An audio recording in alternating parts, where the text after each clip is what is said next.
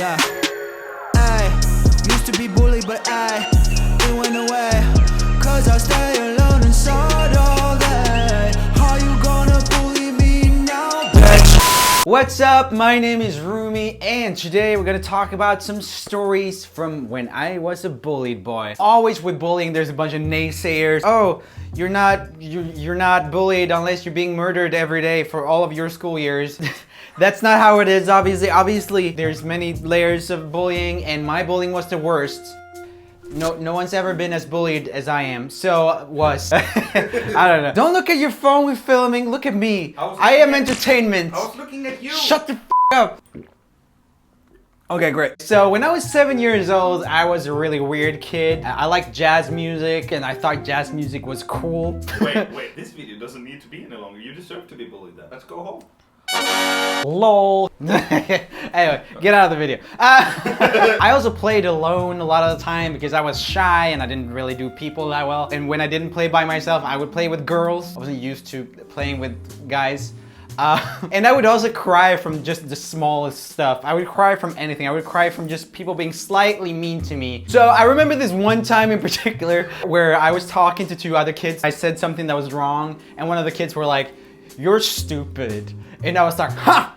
That's not okay to say." I guess like a single tear fell down my cheek or something. I was really sensitive. I ran to the closest teacher. It was a teacher I really liked called Glenn. And I was like, "Oh, Glenn, he told me I was stupid." And I was expecting him to be like, "Yeah, let's go get him. You can't say that you're stupid." This was probably like the 15th time I said something like this to him. So instead he was like, "Joel, I'm real tired of your shit.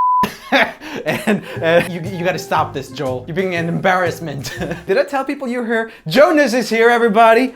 Jonas is here. Glenn not helping me taught me a valuable lesson, which was that you can't trust authorities, man. It's you against the world. What's the moral of the story? I guess Did he go to jail? No, he didn't go to jail. But I guess that just kind of shows the level I was at with the sensitivity and like the big drama that would come from anyone doing anything remotely mean to me. So one day I was just standing by a fence, hitting a soccer ball against the fence. When you usually play, you play against a wall. The wall is your fake friend, right? It's like, whatever, it comes back. But a fence is kind of like a bit more elastic. So the ball would kind of like just stop at the bottom of the fence. Hit the ball. Go get the ball over here. Put the ball down here. Hit the ball again. Anyway, I was doing that during a recess at school, right? These three kids come down, and I didn't realize this at the time. I realize now that bullying me to make me cry became kind of like a sport with some people. How fast can we make Joel cry? So these three kids come down, and one of them is like the main bully in school. It's called, you know, the 7-year-old school bully, that cool guy. Obviously, they were out to get me. They were out for blood. Wait, which grade were you in when this horrible 7-year-old showed up? I was also 7 years old. Yeah. Oh, you thought I was 15. He comes down and he has these two friends and he starts saying stuff like, "I've seen your mom naked." And I'd be like, "No, you haven't. You haven't seen my mom naked." And then the friends would be like, "Actually, yeah, we all saw your mom naked." And I'd be like, "No, you haven't." And they were like, "Yes, we did see your mom naked." And then they just kind of like go on. All the girls say you're ugly. And I'd be like, "No, they don't." And then the others would kind of like chime in and be like, yeah. We asked all the girls and they all say you're ugly. And after a while, I felt like the world was so unfair and like they were ganging up on me, so I'd start crying. And then immediately when I started crying, they'd just leave because that was like the end of the game because they got me to cry. So this is kind of like a running thing for me where like people come up to me and just try to make this really sensitive kid cry. I didn't realize at the time, I just felt like everyone was mean to me for some reason. In Swedish schools, there used to be, I don't know if there still is, but there used to be this thing called roliga timmen, or the fun hour. Fun hour is basically that once a week, everyone gets to eat snacks, and the ones who want to get to entertain the class with something. One day, for some reason, I decided I wanted to do something for a fun hour. So I decided to do this card trick with numbers that my dad had given me and taught me. It was these blue cards with a bunch of numbers on them, and I would let someone take a card, and then I'd ask them like 2 or 3 questions, and then based on some math formulas, I could tell them what their number was. I was really bad at it. I was like, "Oh, it's a magic trick, everybody." They could see me kind of like count on my fingers, like figuring out the math or whatever. So everyone started shouting during my trick, "Oh, it's just like a math thing. It's a math trick. Boo." if like Stephen Hawking or some other like some math guy or whatever, it's like Einstein, like, "I have the relativity theory." "Ooh, it's just math." It's nothing fancy at all. On my way back from school, just like in the schoolyard, a bully came up to me and he took the deck of number cards from me and he kind of like threw them all over the street, and then he ran all of it over with his bike multiple times, just totally ruined them. They're all broken and stuff, and I was like so upset because it was my dad's. I was really scared of breaking stuff that were my parents. I was afraid they'd be upset and stuff. After he did that, he kind of like wrestled me down on the ground. I remember I was lying like this. He was holding down my arms. This was really weirdly kinky moment. He held me down in the sandbox. We were right by the swings, under one of the swings, and after he held me down, he just kind of breathed into my face. I was really surprised because his breath smelled really good. I was like, oh yeah. And then I almost started smiling because it smelled really good.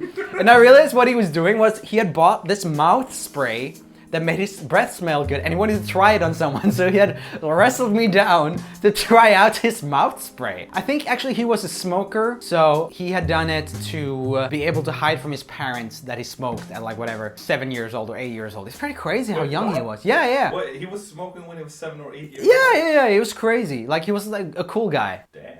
Yeah, I know! After this, I started realizing that I needed to toughen up, and the more I toughened up, the less this stuff started happening. I also got a lot better at clapbacks. So, for example, if someone would come up to me and be like, I saw your mom naked, like these 3 same kids, I'd be like, well, actually, I saw all of you guys' 3 moms naked last night, and also we hugged a bunch, and it was very nice. That would go one of 2 ways. One, they'd walk away and you win the argument.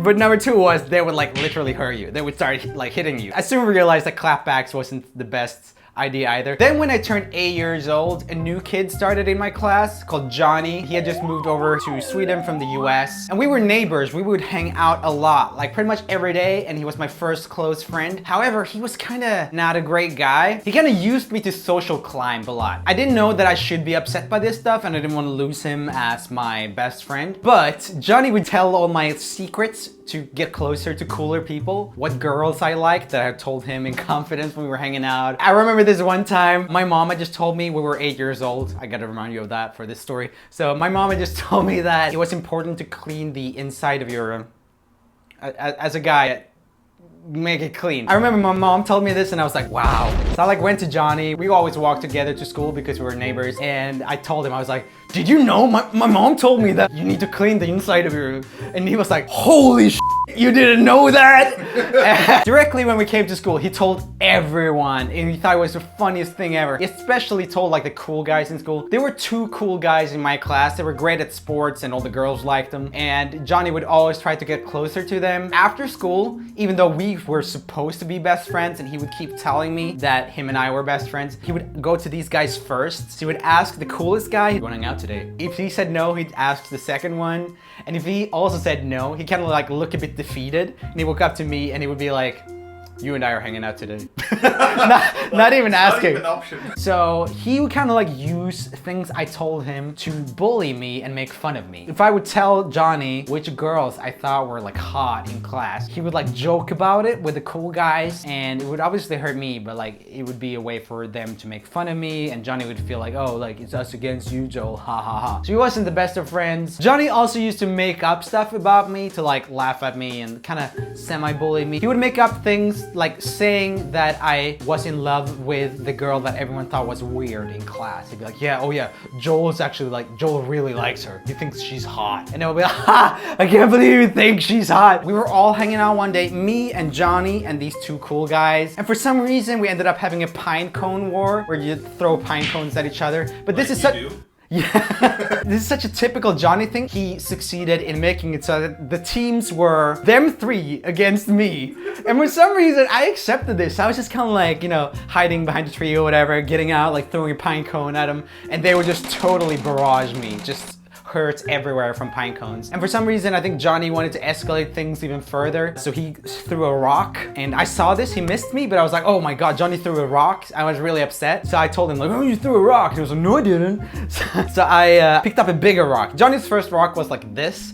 So I picked up a rock that was like this big, which is like a massive difference, right? And I threw this big rock at Johnny, and I actually hit him. And it hit him here, exactly here, like on the arm. And he started crying, right? Suddenly everyone stopped throwing. The other 2 cool dudes and Johnny, like they all stopped throwing those. Oh, pause, it's over. Joel, how the f could you do this? How could you do that? And I was like, Johnny threw it first. And then Johnny, this is typical Johnny, was like, no, I didn't. I never threw any rocks. The truth didn't really matter to Johnny. He saw like another opportunity to make himself look good to the cool guys. So then they told me to go home and they went to Johnny's place and they all hang out together while I'm home like being like, oh. So obviously I was picked on repeatedly, mainly because I was really sensitive and would cry all the time. So the arrow in the thumbnail, as you can see here, is actually an arrow pointing to my brain because my attitude changed and I toughened up. I'm of course not saying that that's something that everyone who gets bullied can do. Bullying is like a serious topic, even though I went through the worst bullying of all time. It's not a quick fix for anyone else, but for me, that was what led me to not be bullied. The stuff with Johnny, whatever, that's not really, I wouldn't call that bullying, really. There's this like hierarchy, right? Yeah. If someone needed to show a wrestling move, Yeah. like you do, they would show it on you. Probably. Anyway, thank you guys for watching this video, and I will see you guys next time. Bye. I'm gonna have a beer. Yeah. I used to be bullied, but it went away. Cause I stay